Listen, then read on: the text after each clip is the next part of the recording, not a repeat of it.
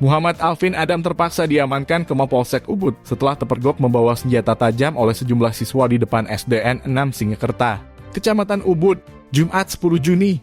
Sebelum dibawa ke kantor polisi, pemuda itu terlebih dahulu dibekuk warga setempat.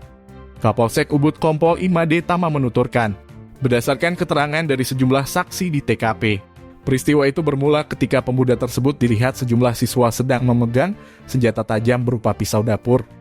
Karena siswa lari dan heboh, guru menghampiri pemuda itu. Saat ditanya kenapa bawa pisau, pemuda itu mengaku kunci sepeda motornya dol sehingga pakai pisau untuk hidupin motornya. Karena situasi terlanjur ramai, pemuda itu pun diamankan ke kantor polisi. Namun dia belum bisa dimintai keterangan karena masih syok. Dengan terbata-bata, pemuda itu sempat mengaku beralamat di Jembrana, namun tinggal di Pengosekan Ubud bersama pamannya untuk mencari kerja, dan kebetulan berhenti di depan SDN 6 Singakerta.